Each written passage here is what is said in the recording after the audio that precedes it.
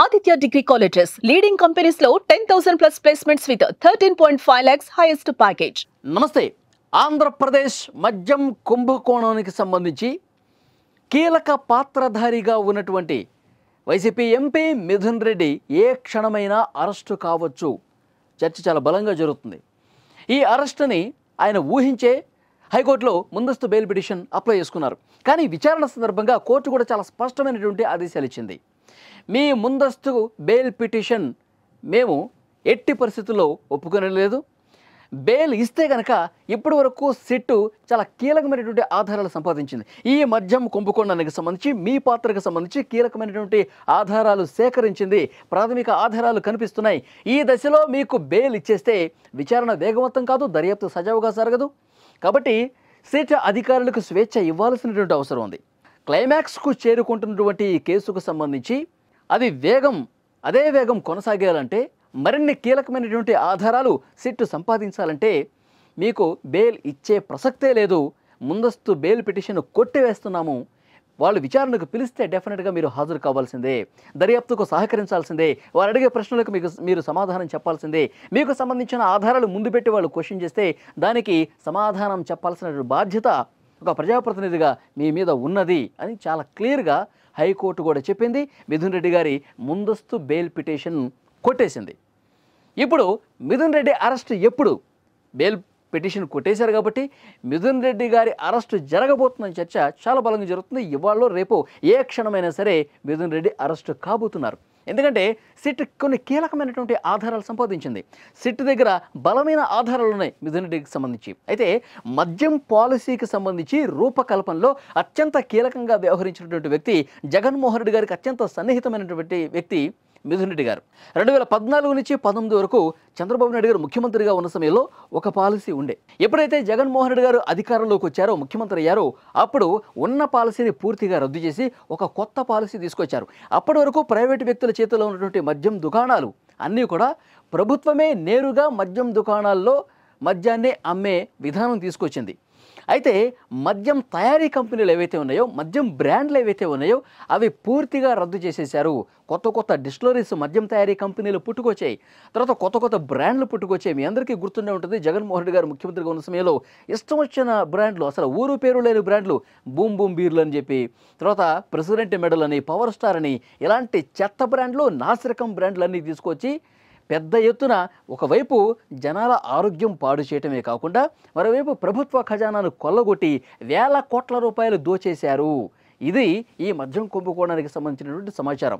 ఇప్పుడు ఇన్వెస్టిగేట్ చేస్తున్నటువంటి అధికారులకు, దర్యాప్తు చేస్తున్నటువంటి సిట్కి మరికొన్ని కీలకమైనటువంటి బలమైనటువంటి ఆధారాలు లభ్యమయ్యాయి. ఏవైతే డిస్టిలరీస్ కంపెనీలు, మద్యం తయారీ కంపెనీలు, వాటికి ఆర్డర్లు ఏ విధంగా ఇచ్చారు? కమిషన్లు ఇస్తేనే. ఎవరైతే కమిషన్స్ బాగా ఇస్తారో, ఈ మద్యం పాలసీ విధానమే అది. ఎవరైతే కమిషన్లు బాగా ఇస్తారో, ముడుపులు బాగా ఎవరిస్తారో, లంచాలు ఎవరైతే బాగా ఇస్తారో వాళ్ళకే ఎక్కువగా ఆర్డర్లు ఇచ్చినటువంటి పరిస్థితి ఉంది. ఈ విధంగా 3,500 కోట్ల రూపాయలు ప్రభుత్వ ఖజానాకు కొల్లగొట్టేసి పూర్తిగా దోచేశారు. అందులో కీలకమైనటువంటి పాత్రధారి మిథున్ రెడ్డి గారు. అసలు సూత్రధారి జగన్మోహన్ రెడ్డి గారు అని చెప్పి తెలుగుదేశం పార్టీ ఎప్పటి నుంచో ఆరోపణలు చేస్తూనే ఉంది. జగన్మోహన్ రెడ్డి గారు ఆదేశాలు ఇవ్వటం, మిథున్ రెడ్డి కావచ్చు, చెవిరెడ్డి భాస్కర్ రెడ్డి కావచ్చు, అలాగే సీఎంఓ ఆఫీసులో అప్పుడు జగన్మోహన్ రెడ్డి గారికి అత్యంత సన్నిహితంగా ఉన్నటువంటి గోవిందప్ప బాలాజీ, ధనుంజయ రెడ్డి, కృష్ణమోహన్ రెడ్డి, రాజు కేసిరెడ్డి, వీళ్ళందరి నేతృత్వంలో వీళ్ళందరూ పాత్రధారులుగా ఉండి వేల కోట్ల రూపాయలు దోచేసి ఆ సొమ్మును ఏం చేశారు? ఎన్నికల్లో తమ పార్టీ అభ్యర్థుల గెలుపు కోసం ఖర్చు పెట్టారు. రాజకేశ్వరరెడ్డి వంటి వాళ్ళు సినిమాలు తీశారు, రియల్ ఎస్టేట్లో పెట్టుబడులు పెట్టారు.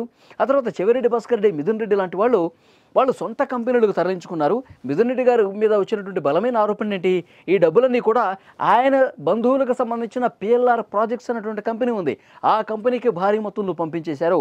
అలాగే దుబాయ్కి పంపించేశారు, ఆఫ్రికా కంట్రీస్కి పంపించేశారు. చూడండి, వేల కోట్ల రూపాయల సొమ్ము, ప్రజల సొమ్ము అడ్డగోలుగా దోచేసి తమ సొంత ప్రయోజనాల కోసం, స్వప్రయోజనాల కోసం వాడేశారు.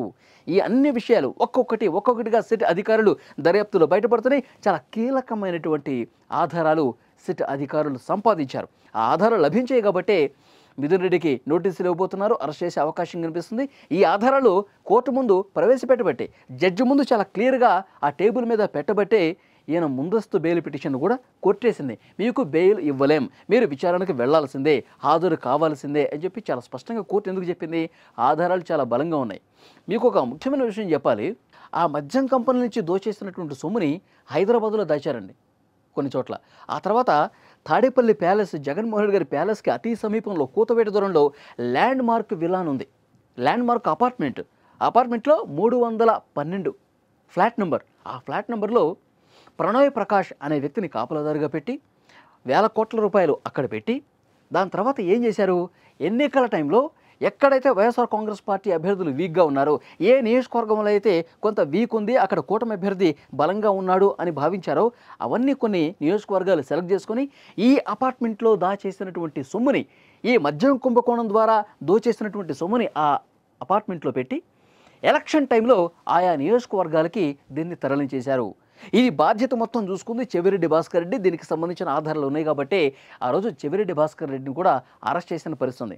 ఆయన అరెస్ట్ చేసి ఆయన కస్టడీకి తీసుకునేటప్పుడు కూడా, ఆయన విచారణకు తీసుకునేటప్పుడు కూడా మీడియా ముందు ప్రభుత్వాన్ని హెచ్చరిస్తూ అవాకులు చవాకులు పేలారు. నా మీద అక్రమ కేసు పెట్టారు, నా మీద అసలు ఎలాంటి కేసు లేదు, నేను ఎలాంటి తప్పు చేయలేదు, మీ అందరి సంగతి చూస్తా, మీ అంతు చూస్తా, ప్రభుత్వంలో ఉన్న వాళ్ళు చాలా దారుణంగా ప్రవర్తిస్తున్నారు, ఈ విధంగా ఎగిరి గంతేసినటువంటి పరిస్థితి. కానీ ఆధారాలు ఉన్నాయి కాబట్టే సిట్ అధికారులు ఆయన్ని అరెస్ట్ చేసి జైల్లో వేసిన పరిస్థితి. సో అట్లాగే మిథున్ రెడ్డి కూడా పిఎల్ఆర్ ప్రాజెక్ట్స్లో ఎంత మొత్తం తరలించారు, ఎన్ని వందల కోట్ల రూపాయలు తన ప్రాజెక్టులకి ఈ మద్యం కంపెనీల ద్వారా దోచేస్తున్న డబ్బును తరలించారు, దుబాయ్కి ఎంత మొత్తం తరలించారు, ఈ అన్ని విషయాలు కూడా ఆధారాలతో సహా బయటపెట్టారు. ఇప్పుడు మిథున్ రెడ్డిని అరెస్ట్ చేసి కస్టడీకి తీసుకుంటే ఒక వారం రోజుల పాటు కస్టడీ తీసుకుంటారు. కస్టడీకి తీసుకున్న తర్వాత చెవిరెడ్డి ఎలాంటి సమాధానాలు చెప్పాడు, తర్వాత రాజకేశిరెడ్డి ఎలాంటి సమాధానాలు చెప్పాడు. ఎందుకంటే లిక్కర్ పాలసీ రూపకల్పనలో విజయసాయిరెడ్డి గారి ఇంట్లో పలు దఫాలుగా చర్చలు జరిగినాయి. మిథున్ రెడ్డి గారి నివాసంలో కొన్ని భేటీలు జరిగినాయి. మనం ఏ విధంగా రూపొందించాలి, ఏ డిస్టిలరీ కంపెనీలు మనం తీసుకోవాలి, వాళ్ళ దగ్గర నుంచి మనం ఎంత కమిషన్లు వసూలు చేయాలి, ఇవన్నీ కూడా కీలకంగా మాట్లాడింది, వాళ్ళతో మాట్లాడి ఒప్పించింది. అసలు మీరు కమిషన్లు ఇవ్వకపోతే మీకు అసలు ఆర్డర్లు ఇవ్వమని చెప్పింది, ఎవరైతే కమిషన్లు ఇస్తున్నారో వాళ్ళని సెలెక్ట్ చేసింది అంతా కూడా మిథున్ రెడ్డే. ఇది మొత్తం ఎవరి డైరెక్షన్లో? మిథున్ డైరెక్షన్లో. ఎవరు చెప్తే చేశాడు? జగన్మోహన్ రెడ్డి గారు. సో డెఫినెట్గా ఎన్ని విషయాలు బయటకు వస్తాయండి. ఆయన్ని అదుపులోకి తీసుకుని పూర్తిగా ఆధారాలు ముందు పెట్టి ప్రశ్నిస్తే మరికొన్ని వాస్తవాలు బయటకు వస్తాయి. సో చూద్దాం నెక్స్ట్ ఏం జరగబోతుందో. మిథున్ రెడ్డి గారు A4గా ఉన్నారు ఈ కేసులో. సో నెక్స్ట్ ఈయన చెప్పిన సమాధానాలు బట్టి తాడేపల్లి ప్యాలెస్ కూడా సిట్ అధికారులు వెళ్ళబోతున్నట్టుగా తెలుస్తోంది. ఇందులో ఈడీ కూడా ఎంటర్ అయింది. ఎందుకంటే పెద్ద మొత్తంలో ఈ బ్లాక్ మనీని వైట్గా మార్చేందుకు పెద్ద ఎత్తున ప్రయత్నాలు జరిగాయి. చాలా చోట్ల పెట్టుబడులు పెట్టేశారు, వైట్గా మార్చేశారు. ఈ ఆధారాలు కూడా ఉన్నాయి కాబట్టి ఈడీ కూడా ఆల్రెడీ ఎంటర్ అయిపోయింది కాబట్టి ఈడీ అధికారులు, సిట్ అధికారులు అతి త్వరలోనే తాడేపల్లి ప్యాలెస్కు వెళ్ళబోతున్నారు. జగన్మోహన్ రెడ్డి గారికి నోటీసులు ఇవ్వబోతున్నారు. మిథున్ రెడ్డి తర్వాత వేసేసేది జగన్మోహన్ రెడ్డినే. ఈ చర్చ ఇప్పుడు చాలా బలంగా జరుగుతుంది. సో దీనికి అన్ని సమాధానాలు త్వరలోనే బయటకు వస్తాయి. ఎందుకంటే ఇప్పటి నుంచే వైఎస్ఆర్ కాంగ్రెస్ పార్టీ నాయకులు చెప్తా ఉన్నారు, అక్రమ కేసులు, కక్ష సాధింపు. సో ఇది ఎక్కడా కనిపించట్లేదని చెప్పి తెలుగుదేశం పార్టీ, కూటమి పెద్దలు చెప్తా ఉన్నారు. ఏదైనా సరే చట్ట ప్రకారమే, ఇష్టం వచ్చినట్టుగా గత పాలకులు జగన్మోహన్ రెడ్డి గారు ముఖ్యమంత్రిగా ఉన్న సమయంలో ఏవైతే ఇష్టం వచ్చినట్టుగా అరెస్టులు చేశారో, ప్రతిపక్షాలని అణచివేశారో అలాంటి పరిస్థితి ఏమీ ఉండదు. నిజాయితీగా ఈ కూటమి ప్రభుత్వం పనిచేస్తుంది. నిజాయితీగా చట్ట ప్రకారమే సిట్ అధికారులు ఇన్వెస్టిగేట్ చేస్తున్నారు. వాళ్ళకున్న ఆధారాల్ని కోర్టు ముందు పెడుతున్నారు. కోర్టు ఎలా చెప్తే, ఏ డైరెక్షన్ ప్రకారం అయితే చెప్తుందో అదేవిధంగా ప్రస్తుత ప్రభుత్వం నడుచుకుంటుంది తప్ప ఎక్కడా కక్ష లేదని చెప్పి చంద్రబాబు నాయుడు గారు, లోకేష్, పవన్ కళ్యాణ్ గారు చెప్పకని చెప్తా ఉన్నారు. సో డెఫినెట్గా ఇంకా ఎలాంటి వాస్తవాలు ఈ మద్యం కుంభకోణానికి సంబంధించి బయటకు వస్తాయో చూడాలి. సో మిథున్ రెడ్డి ముందస్తు బెయిల్ పిటిషన్ కొట్టేసింది కాబట్టి కోర్టు, సో రేపు మాపు కొద్ది గంటల్లోనే ఈ పరిణామం జరిగే అవకాశం కనిపిస్తుంది. ఏ క్షణమైనా మిథున్ రెడ్డి, ఈ కేసులో ఉన్న A4 మిథున్ రెడ్డి గారు అరెస్టు తప్పదు అని వార్త చాలా బలంగా జరుగుతుంది. ఫ్రెండ్స్, మీకేమనిపిస్తుంది? మద్యం కుంభకోణానికి సంబంధించి వస్తున్నటువంటి ఆధారాలు, ఇప్పటి వరకు జరిగిన అరెస్టులు, మిథున్ రెడ్డి పాత్ర, దీని వెనకాల ఉన్న అసలు సూత్రధారి కింగ్ పిన్ జగన్మోహన్ రెడ్డి అని చెప్పి భావిస్తూ ఉన్నారా? కామెంట్ రూపంలో తెలియజేయండి.